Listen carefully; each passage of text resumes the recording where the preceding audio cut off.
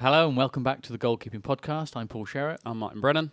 And I wanted to talk today to you, but not Martin Brennan, the goalkeeping coach. Yep. Martin Brennan, the dad Where that was going. of aspiring goalkeeper. Challenges of a parent. What's it like to be a parent where you've got a child who maybe has aspirations to ply his trade between the sticks? I mean, you're at that stage. Your son, Alfie, how old? Alfie's now 14. Okay. Been a goalie since he was 9. Well, got a video of him in goal when he was about 3, throwing himself in the front room. But yeah, probably 9, officially about 9. What's it like? Well, I'll tell you what, I'll share my bits as a parent and also a lot of stories I get through and questions I get as a coach through parents, which is just so interesting. And it's the same stuff recycled every year. Yeah. It's not easy. It's not easy. The best tip I've got personally is to take your little self off when you're watching the game and go and stand and imagine you've got no friends, you're just on your own. I always take myself off and just go and stand on my own. And the reason being, I take myself out of the situation of what parents are saying. Some parents seem to be quite content just randomly battering the goalie, knowing that it's your life on the pitch. Yeah. And they're quite happily just, batter and destroy them. Should have done this, should have done that. Why has he let it in? He shouldn't have done that. And you think, well, yeah, that some of the language used on sidelines is in parents' games is frightening, really. And you can see how there's physical. You can see how people get into physical problems. I can see that. But as a parent, it is tough. I feel that there's only you're always going to lose. It's very, very rare. When's the best moment for a goalkeeping parent? Probably a penalty shootout. Because you can't. That's the only situation you can't really lose. Yeah. You remember David Seaman in the World Cup years and years ago. Was phenomenal the whole World Cup. And then, was it Ronaldinho? Went to cross/shot. From the halfway line, And Brazil. goes over his head. Yeah. And that's all everyone spoke about didn't for it? years. Yeah. And you're like, he's just been unbelievable. Yeah. And I think that's what it's like at times as a goalkeeping parent. You can't win. Is it harder for you as a parent having the knowledge? So you're standing next to, well, you don't because you take yourself away, but if you're standing next to a parent, me, who doesn't necessarily have the detailed knowledge, and I'm kind of saying it how it is, but you're seeing it through the eyes of a coach, someone who's been around the game, and clearly 9 times out of 10, probably the parent's talking absolute rubbish. I guess that makes it harder because you can't take your coach hat off, but you're still dad. No, it is very difficult.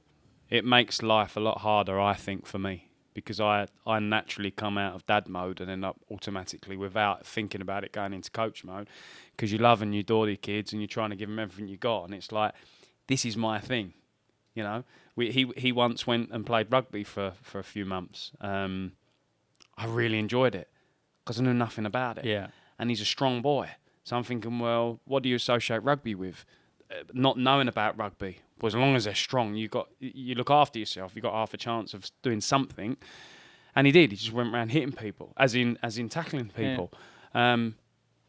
And that's the first and only probably time that I've actually been a parent watching my son. My daughter does horse riding. I feel the same. You go, you chilled out, you don't know anything. All you're going is just pray to God you don't get hurt. That's it. She jumps hurdle, brilliant. That's great, But I think it is work. I think it is a lot. It is a lot harder, and a lot of professional players or semi-professional players that I speak to about being dad or watching is that there seems to be a common pattern of I don't say anything and I stand back. Is it harder for the kid or easier? I think so. Me and Alfie have never a relationship where he looks over, during a game, and you'll notice that there's something I notice straight away. The first thing a goalie comes to me, and they've been trained about 5-6 minutes, I want to clock if they're looking at dad or mum all the time for approval. You know, and the minute they're not, I'm going, brilliant, we've got a good chance here. But the minute they start looking over, I'm going, this is going to be tough. It's going to be tough because it's like am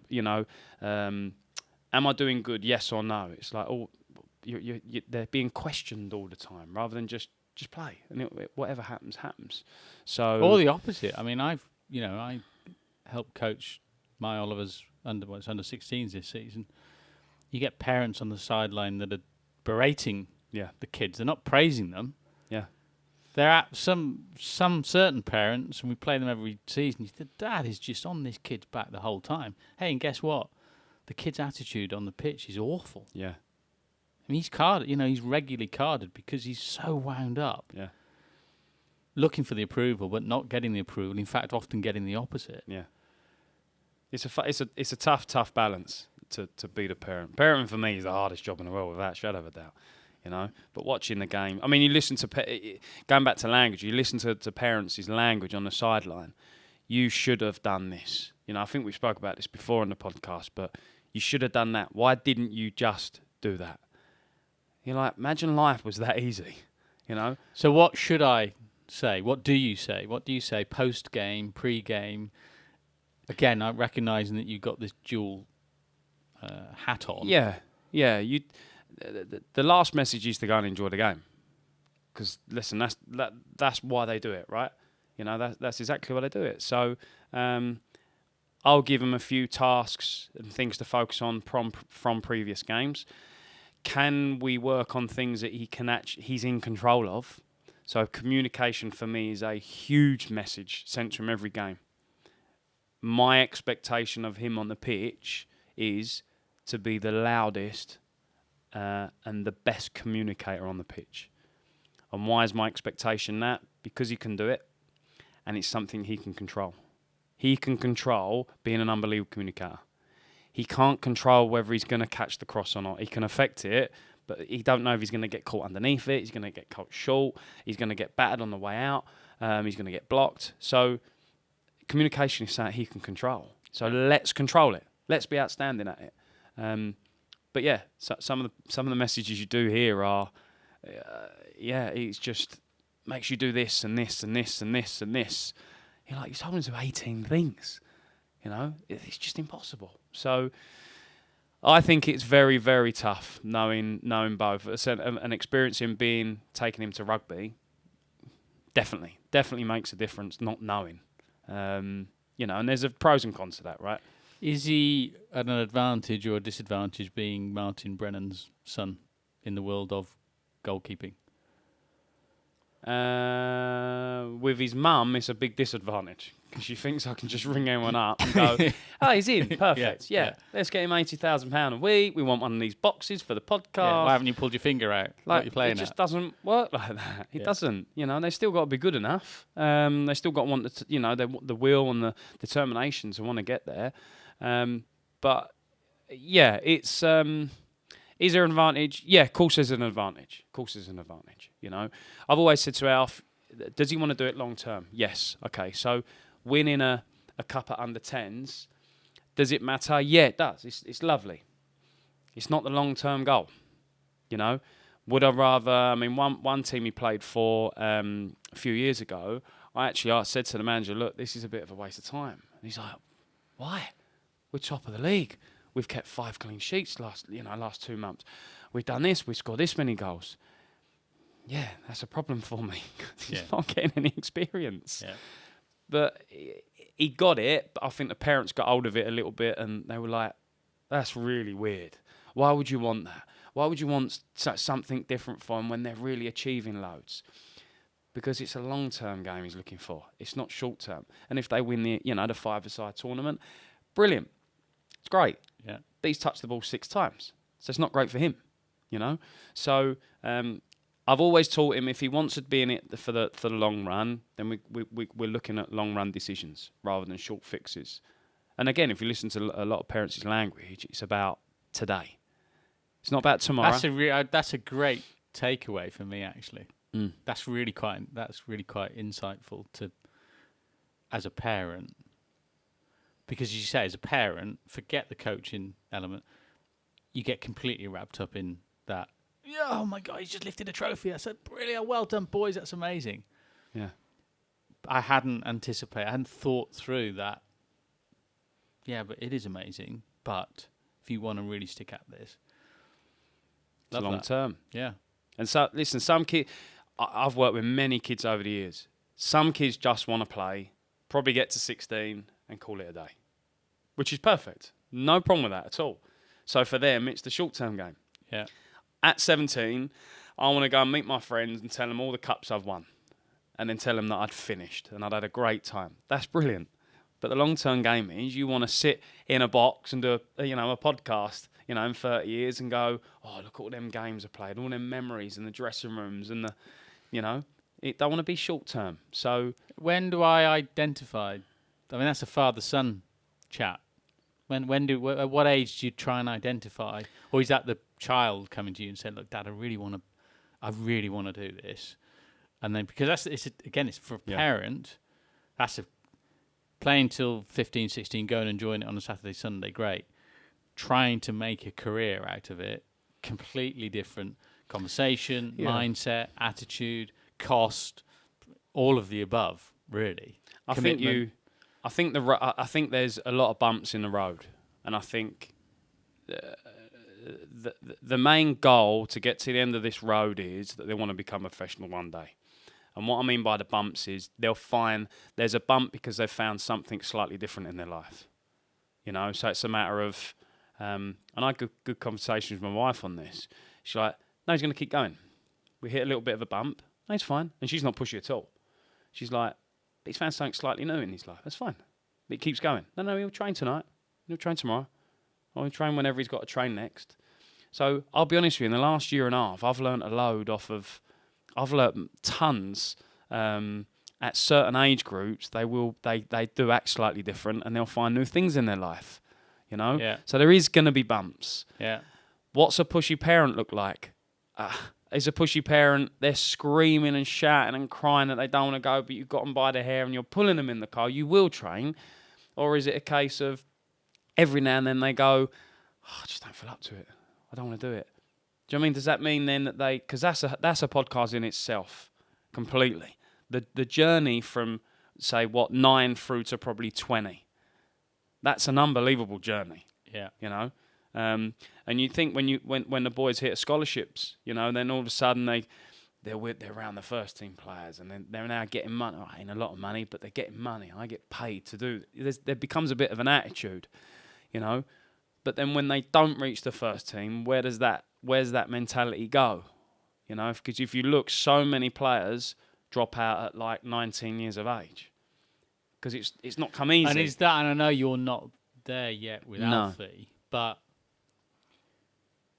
does the parent role, do you think, become at its peak at that point, that 16, 17, 18, where there are distractions, there are other things happening in their lives, and if parent and child have sort of agreed that this is the journey we want to go on, is it at that point where parent has to remind child, hey, look, you wanted to go on this journey. Yeah, I'm going to keep pushing you because you want to go on this journey. Yeah. It's a tricky one, isn't it? Completely. I had it last week with Alf. He said, well, I want to, I'm out with my friends tonight. Yeah. That's nice, mate. But it's Monday and we train tonight. Could I train tomorrow?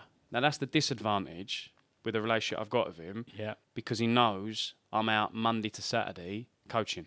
Yeah. So whenever he wants to drop into a group, a 1-to-1, a 2-to-1, he can drop straight into it. That's the disadvantage. Because if I don't do that and training's Monday, Wednesday, Friday, he's got to turn up Monday, Wednesday, Friday. There's no excuses. So I'm like, no, I'll see you at 7:45. It's like, you'll see your friends tomorrow. What, it's not I'm stopping you from seeing them. No, come and do it. And then the minute he gets to training, he's on it. Yeah. He's a bit shirty in the car, and he's like, phew. But the minute he gets going, he's buzzing again. Yeah. So I'm like, brilliant. This just proves there's another bump. We just need to get over the bump again. I think when does it get to the point when you go, okay, it's your call? For me, that's probably around the 17, 18-year-old road. because they're now becoming more of an adult, and it's the parenting is the toughest part, without a doubt. Coaching's easy, absolute doddle, but parenting's tough. So I think you'll know when they're done. You'll know when they've just completely had enough. I think you'll know. You know, you'll see the common pattern of I don't want to train, I don't want to train, I don't want to train. I'd rather do this. I want to go full park. I want to, you know. But I think it's. But how hard you push, because there's plenty of instances where kids have done that. Parents have pushed, and the kids have come out the other end and gone on to achieve what they wanted to achieve, and have quite publicly said, "Look, I've got to thank my parents, my family, for their support, because without them, I wouldn't have been there." And probably they're saying that because there's become a point where parents say, "No, look, you can do this." Yeah, listen, I'd love to see a story where a parent has never had to go, ever, and I mean literally from starting at a 7-year-old age through to finishing as a professional at 40 years of age. I'd love to see one example of someone going, I've never once said they need to go training, because they've wanted it every day of the week. I've known top professional players, and I'll never name who they are, that they come in and go, I can't wait to get this over and done with today. That's the same thing. Yeah, I see that the same. Yeah. Why? I don't know. They might be tired, row with the missus. I have no idea. But the point is, technically, they don't want to be there. We had a scenario 2 weeks ago. Never name who it is. Didn't want to be there. Probably one of the most professional players I've ever met in my life. He didn't want to be at that moment in time. Why? Because there was something at home that was going on. So his mind was off it. Do you know what I mean? So what is that? Yeah. Is that the same then? Oh, we don't do it no more. This means more to him than... Yeah, I'm sure 95% of footballers that have made it, there's been a parental influence, guidance, whatever. Yeah. I'm also sure there are plenty of athletes, generally footballers, that have found a way because it's an escape from... Yeah. And therefore maybe they haven't had any parental influence, but they've been strong enough at a young age, they've been mature at a young age to make those calls and decisions themselves and be 100%, be completely committed. Yeah. But it's rare, isn't it? Completely, yeah. Yeah. There's bumps in the road for everyone, isn't it? No matter what line of work you do. Sure. Doesn't matter what it is. Yeah. You know, you get a fantastic dream job, but it's 3 hours away. Yeah, I'll be fine. I loved driving to Fulham. 3.5 years later, I'm getting a bit tired now. Yeah. Like, not tired of the job. I'm getting tired of driving around here. 5 o'clock, alarm goes off. 5:10, I'm in the car. So it didn't mean I want to do the job. That was just that was a hurdle. You know, it was a bump in the road I had to deal with.